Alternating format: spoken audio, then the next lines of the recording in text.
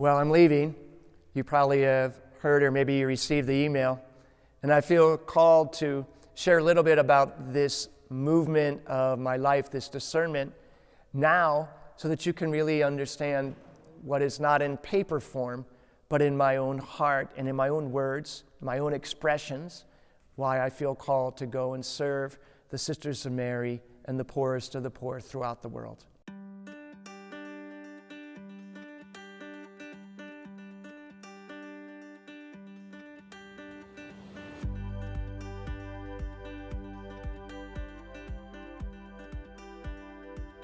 In probably 1992, I was working for a firm and I was introduced to the Sisters of Mary. I didn't know much about the sisters' work, and their founder, Father Al Schwartz, had just died. And so I was called to go down to Mexico to work with the poor. There I was on the campus of the Sisters of 3,000 girls in Chalco, Mexico, 3,500. Each campus is sort of the same, and the sisters train the students to country-specific industry opportunities. So some of the boys will learn opportunities so that they can provide for their families. Father Al wanted to train the kids in three ways. He wanted to train them catechetically, to give them a spiritual life. Secondly, he wanted to give them an opportunity in terms of formation so that they could actually provide for their families. His idea, one child from every family comes to the program and goes back to the family and catechizes, helps provide for the family, and teaches a moral grounding and foundation. It's brilliant. In the 60s, this was ahead of its time.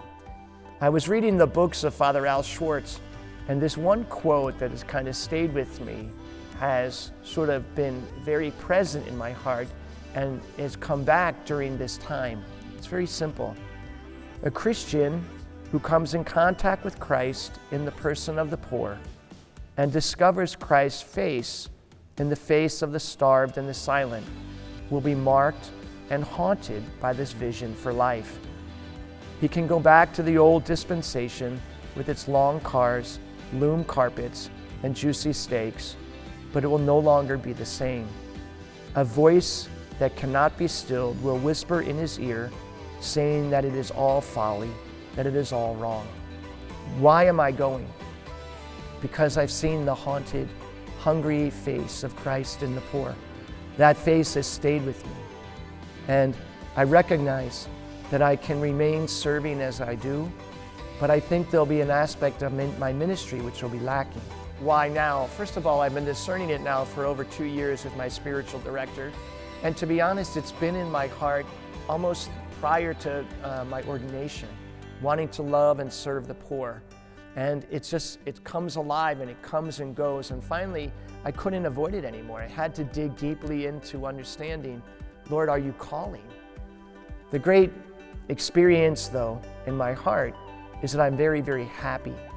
That's why I know it's from God. I'm not leaving because I'm sad. I'm not leaving because I have a difference in mission. It's the same mission that I've been doing the 23 years. It's just going to those that are lacking, those that are hungry spiritually, those that need a regular spiritual father.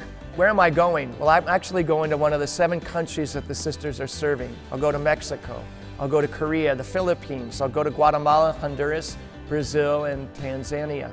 And there the sisters have a boys' town and a girls' town. They actually have a total of 15 places right now. And I will go and I will serve there and act as their chaplain to the sisters, spreading devotion to the life of Father Al, learning his life, helping people to understand this priest saint to be from the Archdiocese of Washington. And then secondly, I'll be serving the children and then all of the staff, the sisters, the teachers, to give them a real beautiful experience of really who is Father Al and his profound impact on thousands of people. And when will I be going? I'll be going in early July, to go and to begin my work.